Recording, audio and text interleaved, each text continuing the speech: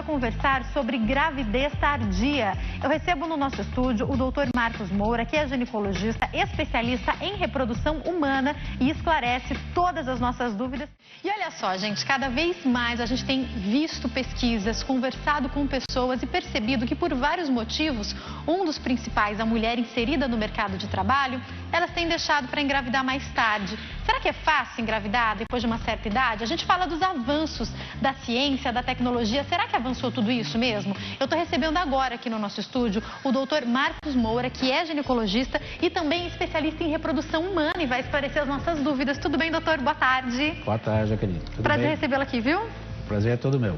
Prazer. Doutor, eu queria começar entendendo, se outrora a gente pensava ser impossível uma mulher engravidar aos 40, 45 anos, a gente tem visto isso mudar e cada vez mais as mulheres decidirem, por vários motivos, como o mercado de trabalho, engravidar mais tarde. É fato isso que eu estou falando? O senhor percebe isso em consultório? Sim, sim. Não só é uma percepção própria, mas as pesquisas mostram que as mulheres elas estão adiando a maternidade cada vez mais. Pode ser que, mesmo com todo o avanço da tecnologia, esse adiar cada vez mais seja de fato um fator determinante para que a mulher não consiga engravidar, doutor? Sim. É uma das coisas que eu falo com bastante frequência para os meus pacientes, eu vou ser até repetitivo, dizer que o organismo da mulher, Jaqueline, ele se prepara todos os meses, não é para menstruar. É para engravidar. Ou seja, todo aquele preparo que existe de ovulação, crescimento de endométrio, produção de muco, etc., é visando uma gestação. Isso já acontece lá nos 14, 15, 16 anos de idade. Se a gente for imaginar o que ocorria há 100 anos atrás, a mulher chegava nos 35 anos, 40 anos, já com a sua prole constituída e sendo vó. Porque aí ela ia começar a engravidar, ia ter um filho atrás do outro, amamentar, etc. Não é o que acontece atualmente. Ou seja, atualmente a mulher, ela quer se firmar profissionalmente, ela quer estudar, ela quer ter uma carreira, ela encontra um companheiro, ela quer curtir a vida dos dois por um certo tempo, e aí ela adia a maternidade. É uma situação que pode acontecer. Hoje as tecnologias mostram que isso é possível. Mas naturalmente, Jaqueline, as chances elas diminuem. Isso é um fato. Eu acho que isso precisa ser dito, né, doutor? Sim, sim. Porque é um fato. Eu queria começar entendendo, e eu digo isso até porque eu tenho algumas amigas que já fizeram. Então elas estão ali por volta dos 30, 35 anos e por algum motivo não querem engravidar agora, ou ainda não se casaram, ou estão na ascensão profissional. Quando é o momento de já procurar um médico para saber se pode adiar isso ou não? Existem exames que podem mostrar, não? Sim, sim. Existem exames que mostram, por exemplo, qual é a produção de óvulos dessa mulher, o que a gente chama de reserva ovariana, porque, diferente do homem, a mulher não fabrica, não produz espermatozoide. Ela vai gastando ao longo do tempo. Existem exames que mostram qual é essa reserva, ou seja, será que eu posso esperar mais tempo? Ou será que eu já devo procurar uma assistência de imediato? Entretanto, a minha sugestão é, se nós temos uma menina, viu, de 35 anos... Ai, muito obrigada, eu tô com 31, eu amei esse menino com 35. Então, você é um embrião ainda, Jaqueline. Muito obrigada. Uma menina de 35 anos, se ela não tem parceiro, ou se ela tem, mas ela não deseja uma gestação, eu diria para ela, no máximo, se possível, até os 35 anos de idade, ela guardar óvulos, que isso é possível hoje. Que esses óvulos que ela for guardar hoje, com 33, 34 anos de idade, muito provavelmente eles serão de melhor qualidade do que aos 40 anos de idade, que ela pode utilizar posteriormente. Doutor, mesmo as mais jovens, com 20, 25 anos, que se casaram, é importante fazer alguns exames para saber se está tudo certo? Sim. Existem determinadas situações em que é imperativo que a mulher procure o seu ginecologista. Entretanto, antes de falar dessa situação, Jaqueline, vamos lembrar que a chance de um casal normal de engravidar naturalmente em um mês de tentativa, ele é próximo de 18, 20%. É pouco até. É pouco. É bem menos do que a gente imaginaria, do que a gente gostaria. Eu imaginei que se eu fosse falar, inclusive, um número bem maior. O inverso, né? 80%. É, uns 80%. Não, mas a chance é essa mesmo. A gente acha que a gente é dona do nosso organismo. Que a hora que a gente quiser. Eu vou parar esse mês que vem eu vou engravidar. Não, mês que vem ela vai correr essa chance. E é um pensamento que tá na cabeça de muitas mulheres mesmo, né? Não, Sim. na hora que eu quiser eu me engravido, imagina, tá tudo bem. Então, normalmente, a orientação que se dá a um casal é você está tentando engravidar, primeiro, não vai se apavorar no primeiro, segundo mês se você não engravidou. Lembre dessa possibilidade. Mas depois de 1 ano de tentativas, não conseguiu a gestação, alguma coisa realmente está acontecendo.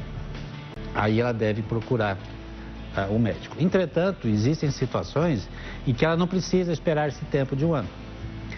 Se ela menstrua irregularmente, se ela menstrua a cada 3, 6 meses, se ela tem obesidade, aumento de peso, se ela tem antecedente de cirurgia abdominal, de doença inflamatória pélvica, se o marido tem antecedente de trauma testicular, varicocele, etc., essas situações, não há necessidade de você aguardar esse tempo. Já pode procurar o quanto antes. E acima dos 35 anos. Pelo menos para alguns exames básicos. E no caso dos homens, porque eu vou te contar, doutor, eu tenho conversado, acho que por causa da minha faixa etária, né? Eu tenho conversado com muitas mulheres nessa fase semelhante, de 30 a 35 anos. Algumas não conseguiram engravidar e só descobriram ou depois que perderam, ou depois de alguma síndrome e que perderam também por causa de alguma doença, esse bebê, que na verdade o problema estava no marido. Mas o homem, ele não tem esse costume ainda hoje, pelo que eu percebo, de fazer esses exames que a mulher está acostumada a fazer. É importante orientar o parceiro também, o marido também a fazer esses exames? Esse é um ponto muito importante, Jaqueline. O homem, ele é muito primitivo. As mulheres gostam de meter o pau no homem, né? Que o homem... Eu tenho até aproveitar para falar um pouco disso, brincadeira. Mas o homem, Jaqueline, ele é, de um modo geral, ele é muito exigido desde a infância. Ele tem que ser o mais forte, o mais inteligente. Não pode chorar, não pode sofrer. Não pode chorar. E ele tem que ser viril. E o homem, em muitas situações, ele confunde fertilidade com virilidade, que são coisas completamente independentes. Aí ele imagina, não, eu não posso ir lá fazer um exame e o médico falar, você precisa fazer tratamento. Imagina, eu sou macho, eu posso ter filho. Então, ainda existe, embora isso está diminuindo, graças a Deus, um certo preconceito em relação ao homem também investigar. Mas 2 coisas importantes, Jaqueline. As causas masculinas, elas representam isoladamente 1/3. E segundo, o exame é simples, é um espermograma. Como que é feito esse exame? Só por curiosidade, doutor. Ele vai no laboratório com 2 a 5 dias de abstinência sexual, ele se masturba, aí esse material, o sêmen, vai ao laboratório onde são analisados diversos parâmetros em termos de concentração de espermatozoide, motilidade, morfologia, e aí é dado no final um prognóstico. É normal ou não é normal, tem pequenas ou grandes alterações. É bem simples. E a partir daí também existem tratamentos que podem ser feitos, né? Não é mesmo, doutor? Em alguns casos. O tratamento direcionado para o homem, ele nem sempre surte bons efeitos. A investigação, de um modo geral, é simples. Existem poucos exames, eventualmente um ultrassom, eventualmente até mesmo um procedimento cirúrgico. Mas o tratamento para o homem, hoje existem algumas medicações, principalmente vitaminas, que podem surtir efeito ou não. A própria varicocele é uma das coisas muito comentada. A cirurgia às vezes melhora e às vezes não. Mas independente disso, sempre vai existir, se o homem tiver espermatozoides não ejaculados, sempre vai existir alternativas. As possibilidades. As possibilidades, né? Inseminação, fertilização. Doutor, eu queria entender, eu vou querer já entender sobre essas possibilidades, mas um passo antes, eu falei dos homens, quais os principais impeditivos para uma mulher gerar? Existem patologias, situações que são mais comuns? Existem. As 2 causas mais comuns na mulher são causas ovulatórias, então, delas a mais falada, conhecida, é a síndrome dos ovários policísticos, em que a mulher tem ciclos menstruais longos. E a segunda causa bastante frequente são alterações tubárias, alterações nas trompas, que podem ser secundárias a uma doença inflamatória que ela teve no passado. Essas doenças inflamatórias, na maioria das vezes, não dá sintoma e pode ser secundária à endometriose, que é outra patologia bastante frequente. Eu ia até te perguntar da endometriose, porque conheço muitas mulheres que têm e apesar da maioria delas terem sintomas como cólicas fortíssimas, algumas mulheres nem sabem que têm endometriose, né, doutor? Então é preciso investigar também, né? Só para a gente lembrar, a endometriose é o endométrio que ao invés de estar dentro do útero, ele está fora. E aí ele é um corpo estranho, ele gera todo um processo inflamatório, que é dor, etc, etc, e até mesmo os quadros de obstrução. Então, com frequência, ela dá dor no período menstrual. Mas você já deve ter ouvido isso de amigas, de vizinhas. A mulher, ao menstruar, a menininha, 14, 15 anos, tô com dor, mas tô menstruando.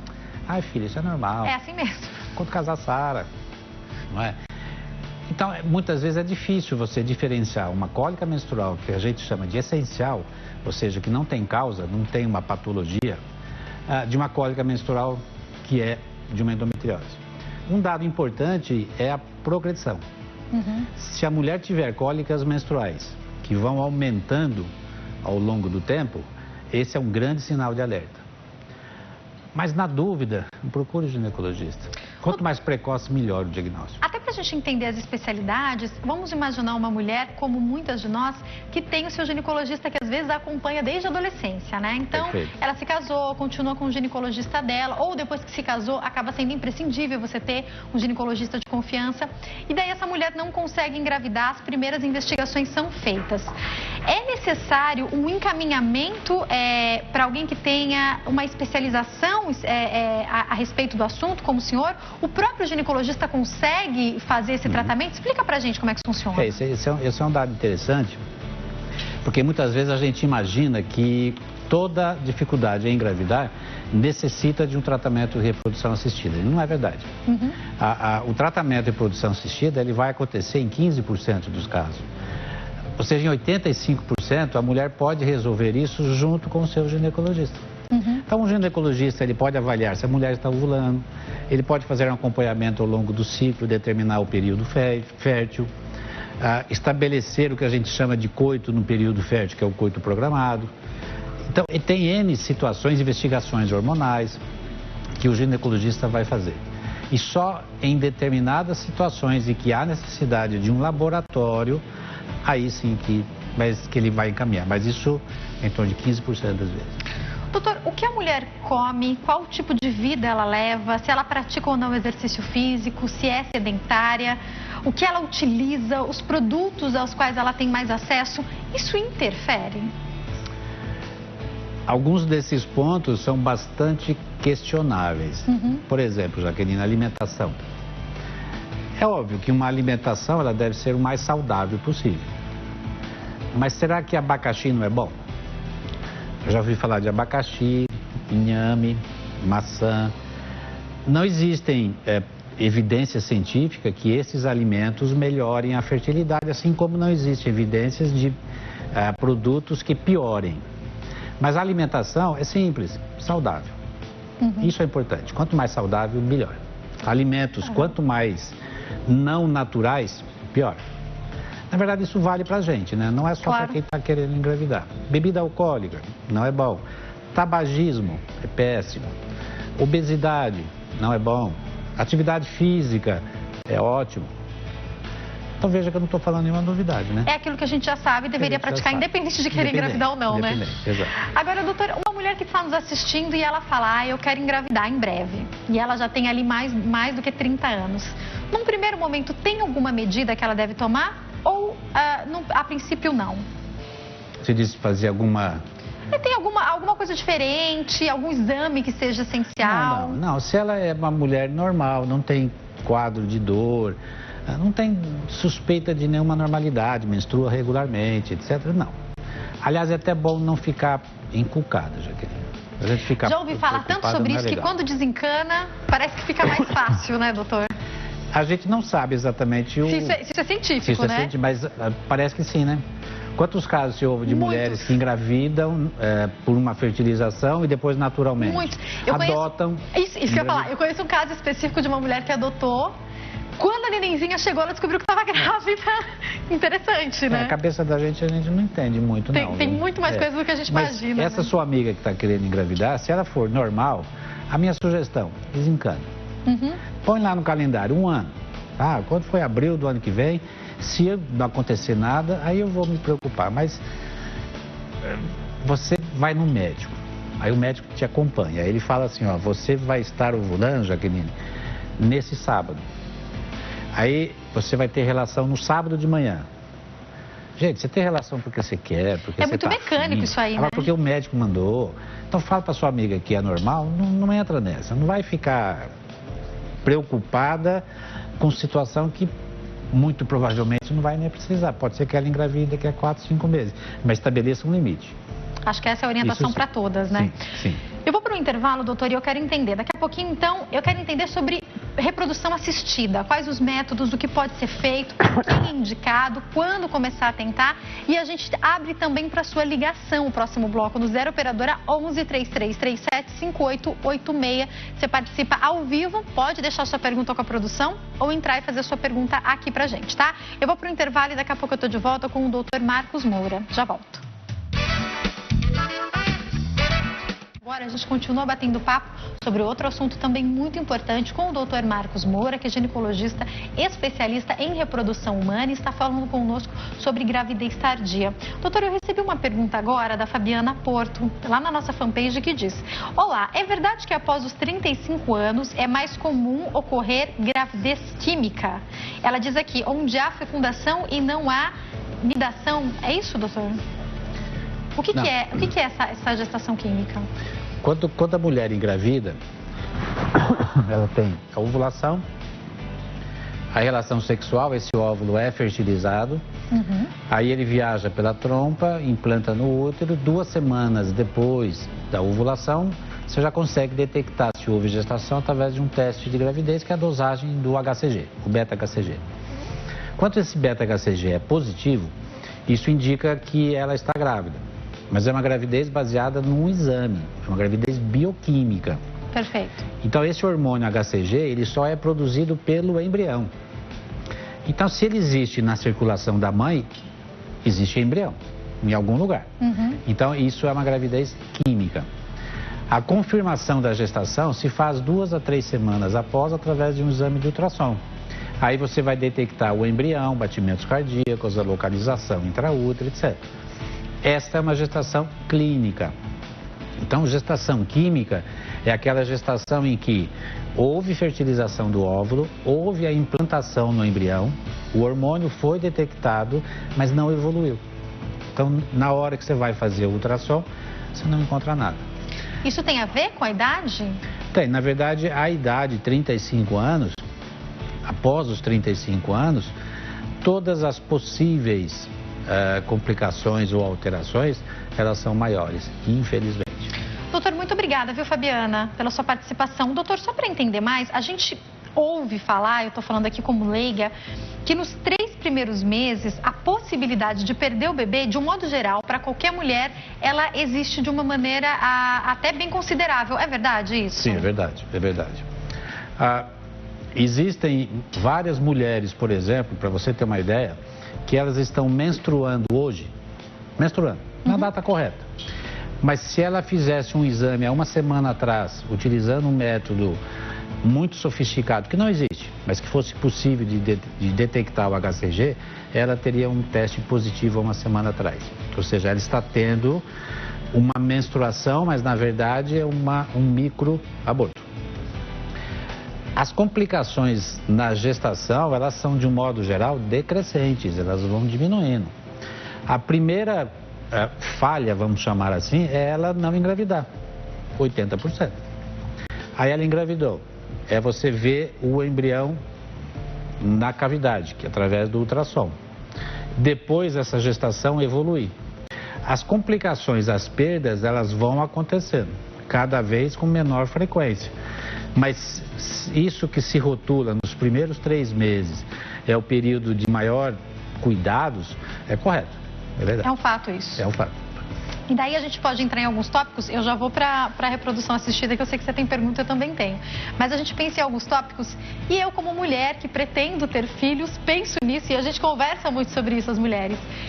o cuidado nos 3 primeiros meses com os produtos que você utiliza, se você vai usar alguma coisa que tem amônia, para que tingir o cabelo nos 3 primeiros meses. É verdade isso tudo, não é, doutor? Verdade, verdade, né?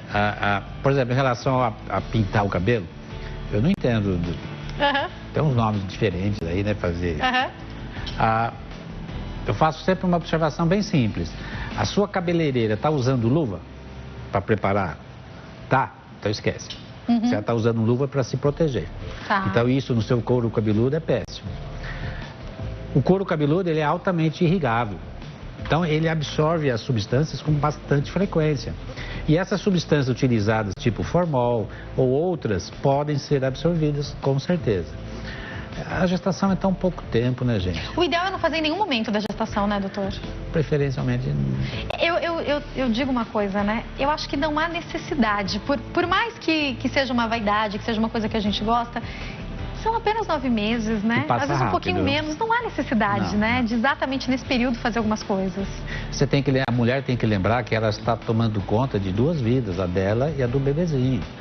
Tudo que ela fizer de ingestão bom, vai ser bom para o bebê, mas se for ruim, vai ser ruim para o bebê. E ele está numa fase de diferenciação, ele está se formando. Essas influências são muito significativas. Espera um pouquinho, dá um tempinho, melhor. A utilização de ácido fólico, de fato, é fundamental, doutor? É um dado que existe evidência.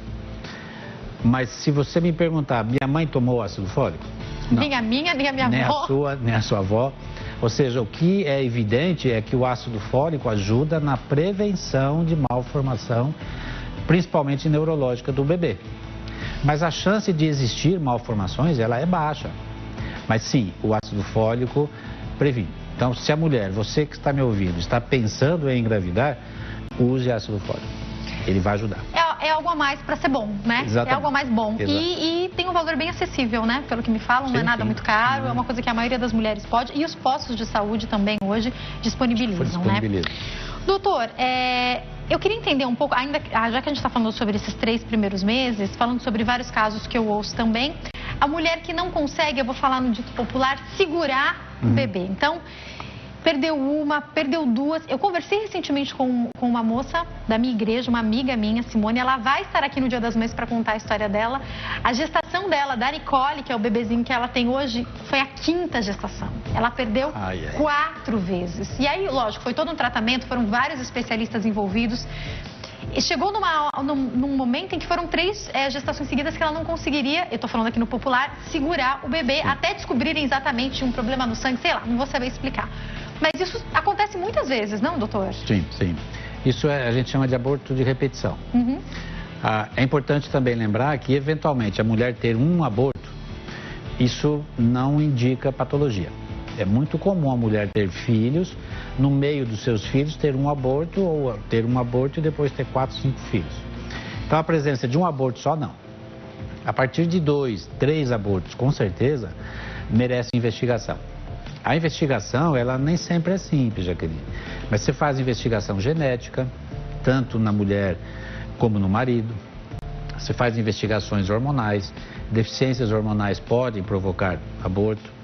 Você faz investigações anatômicas. Se ela tiver um útero com alguma malformação, com alguma alteração, idem.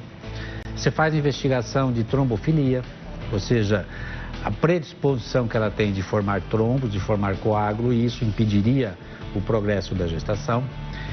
As investigações imunológicas é que ainda são bastante controversas, mas sem sombra de dúvida a sua amiga, ela merece procurar uma assistência para um diagnóstico, porque a maioria dessas alterações tem tratamento. Inclusive a Carla de Atibaia, ela tem 39 anos. Ela fez uma pergunta, qual que é o nome da patologia que ela falou, Ronaldo? Ela tem 39 anos, vou já pegar o nome da patologia que ela falou. Ela quer saber se ela precisa procurar um médico antes de engravidar, por já ter 39 anos. Eu diria antes de tentar engravidar. Sim. Mesmo ela sendo perfeitamente normal, não precisa procurar um centro de reprodução, viu, gente? Mas ela deve procurar o seu ginecologista para exames básicos, Exames de dosagem hormonais, exames de ultrassom, vale a pena sim. Procure o seu ginecologista e inicie uma investigação, mas sem grandes preocupações. O seu médico que vai avaliar se há necessidade de aprofundar o tratamento ou não. Mas lembre-se, está numa idade em que ela não é preocupante, mas que você deve levar em consideração. Qual idade passa a ser preocupante, doutor? 43 anos. Tem gente querendo engravidar depois dos 43, então? Depois de 50 até. Depois de 50 já tem? Sim. E dá? Na maioria das vezes com doação de óvulos, sim. Que interessante. Vamos lá para a reprodução assistida, doutor. O que é reprodução assistida? Vamos entender. A reprodução assistida é aquela que existe a assistência do médico. Então o médico presta assistência.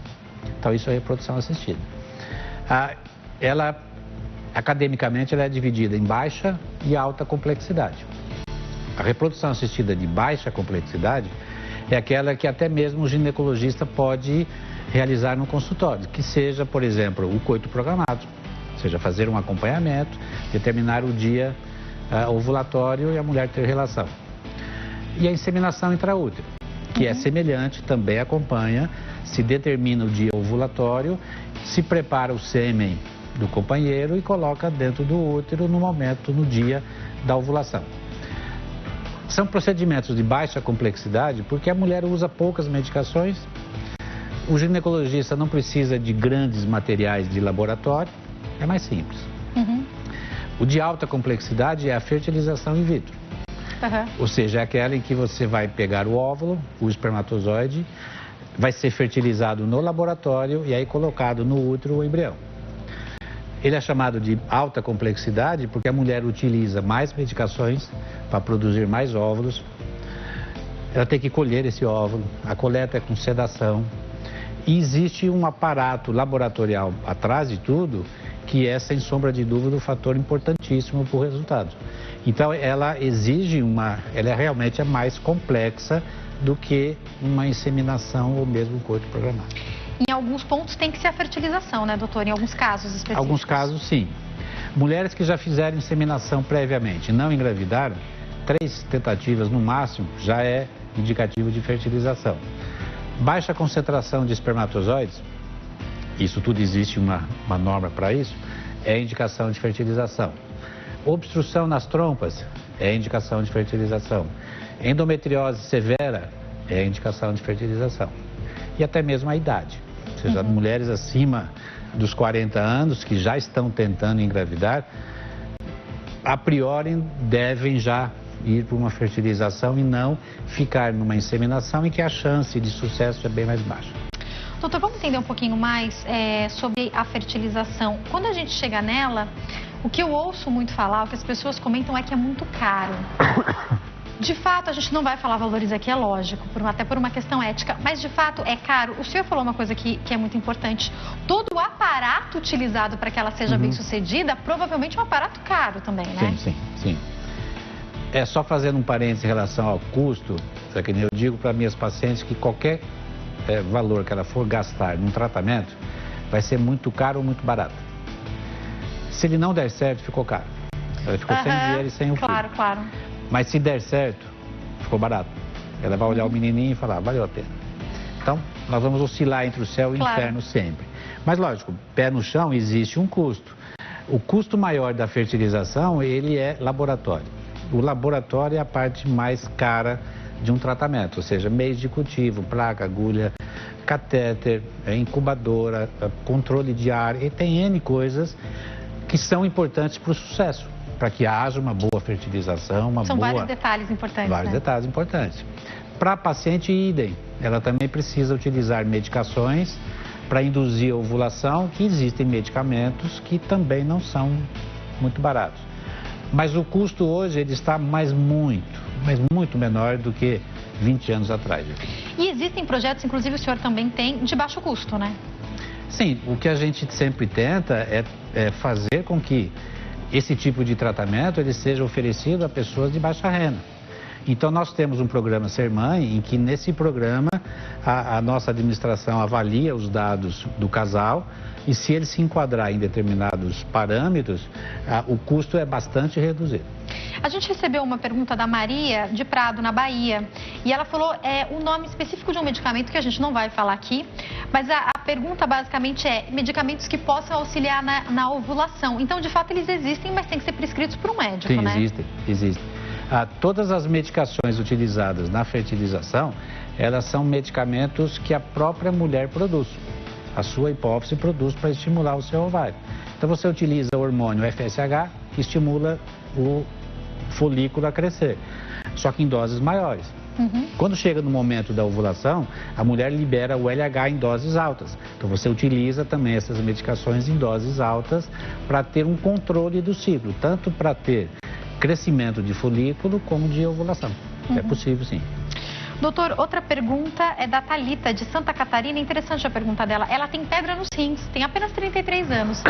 Pedra nos rins pode atrapalhar na gestação ou até a mulher de engravidar? Pedra nos rins, se possível, eu não sei qual é a situação da Thalita, mas se possível, ela deveria tratar isso antes de uma gestação. Durante a gestação, mesmo em situações perfeitamente normais, a ocorrência de infecção urinária, ela é mais frequente na gestante do que na não gestante. Imagine uma infecção urinária em alguém que tem uma litíase renal. Então, se for possível, ela deveria fazer o tratamento antes para evitar complicações que possam acontecer na gestação. Doutor, eu quero te fazer uma pergunta e fico com essa dúvida. A maneira como essa mulher engravidou, se ela precisou de uma inseminação, de uma fertilização, isso influi no tipo de parto que vai ser indicado ou não necessariamente? É possível ter um parto natural para quem fez, por exemplo, uma fertilização? É uma pergunta interessante, né? A gente sempre diz que toda mulher supervaloriza o seu bebê. Lógico, afinal de contas é o que ela mais deseja, né? Mas que o bebê de uma reprodução assistida, ele é super hipervalorizado. Porque foi difícil de ser obtido, teve que fazer tratamento, teve gasto emocional, é o realmente mais significativo. E aí ela quer fazer uma resolução dessa gestação por um método que lhe dê maior segurança. Então é muito comum você ver pacientes que fazem fertilização, não só por parte dela, mas também por parte do obstetra, já optarem por uma cesárea direta, sem um trabalho de parto, sem pensar. Mas não há necessidade. Ou seja, a gestação de uma mulher que engravidou naturalmente ou por qualquer método de tratamento, ela é a mesma. Ou seja, ela tem as mesmas indicações de cesárea, as mesmas indicações de quaisquer outro procedimento. Mas se a gente for entrar nesse ramo da cesárea, isso é bastante discutível. Tem a parte médica, tem a parte da paciente, mas não, gestação é igual. Então, aqui a gente nem está entrando no assunto o que é melhor, o que não é melhor. A questão a gestação é a mesma, né? É a mesma, a possibilidade, aí eu acho que vale uma coisa muito importante, né? Qual é a indicação, eu penso assim, né? Qual é a indicação do seu médico? Olha, teve uma complicação, vamos fazer cesárea? Você tem um sonho pelo parto natural? Tá tudo bem com o bebê e com você, dá para fazer. Tem muito a ver com essa indicação também, não, doutor? Sim. O ideal é que durante o pré-natal, tanto o médico quanto a paciente, eles já passem por todo um treinamento, todo um processo que vise o parto natural lá na frente. Porque muitas vezes a gente tem receio de um parto natural, porque vai doer, porque a complicação é maior, mas não é isso. Ou seja, ela pode perfeitamente, junto com o seu médico, participar. Existem N situações que fazem atividades físicas, que fazem preparo de marido e mulher visando um parto normal. Então, isso já deve ser feito no início do pré-natal, entre o médico e a paciente. Teria mais perguntas para fazer sobre isso, mas como eu não combinei antes com o doutor, eu vou deixar para uma próxima. Deixa eu fazer a pergunta do Péricles. Depois, então eu vou fazer mais perguntas sobre isso, sobre os tipos de parto. A gente tem ouvido muito se falar sobre isso, né? Doutor, Péricles de Franca, em São Paulo, no interior de São Paulo, ele tem 52 anos, a esposa dele tem 40. Ele já fez todos os exames, tá tudo bem com ele. Ela fez todos os exames. Pelo menos alguns, né? Deve ter feito que a ginecologista pediu. Tá tudo bem com ela. Há 2 anos eles ainda não conseguiram engravidar. O senhor pode dar uma orientação para eles? Péricles. Isso. Procure o seu médico. porque vocês dois estão numa faixa etária em que tempo é importante. Veja que você já está tentando há 2 anos, ou seja, já existe você já colocou à prova a fertilidade natural de vocês dois. Então, aquilo que eu falei lá anteriormente, já se passou 1 ano, não houve a gestação, alguma coisa existe, peraí.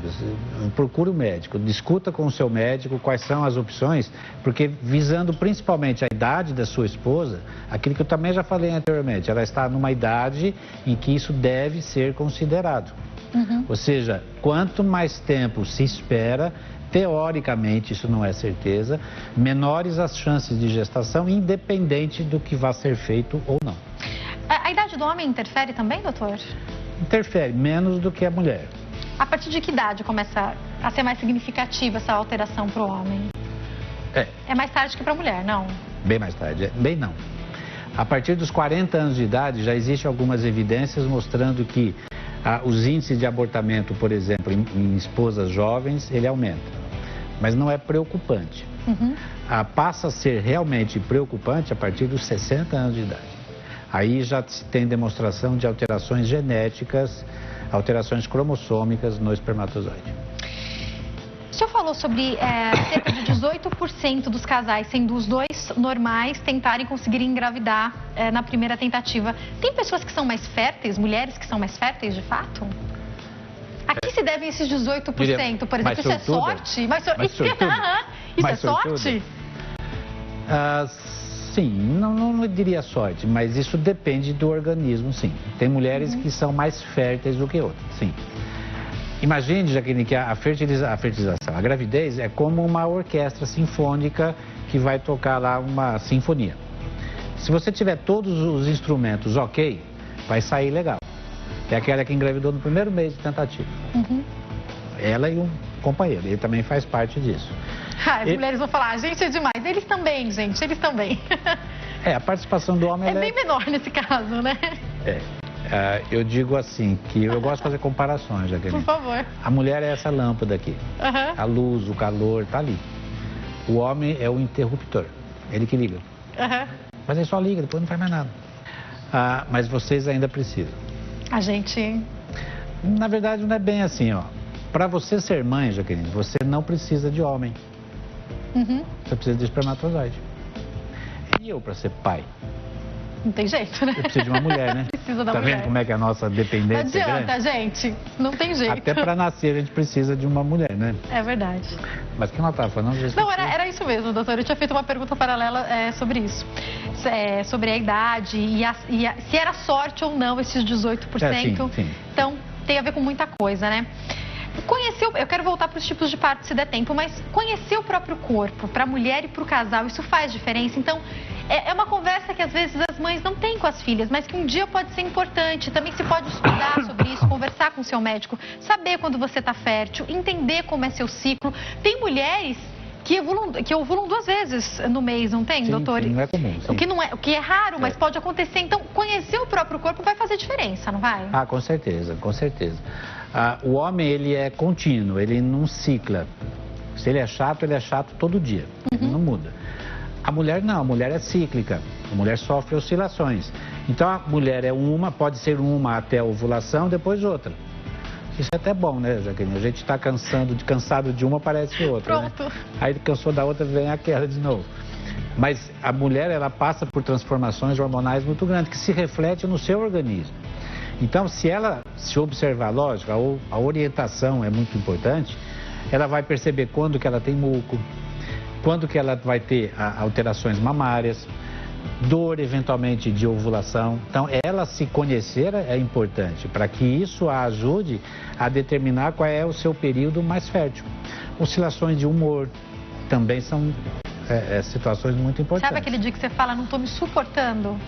Deve estar próximo, né? Porque a gente tem isso, né? A mulher tá chata, né? Bom dia pra quem? Bom dia pra quem? A gente tem um controle disso até certo ponto, porque a questão é hormonal também, muitas vezes. Mas isso tem um lado positivo. Quem geralmente tem essas alterações, Jaqueline, são mulheres que ovulam.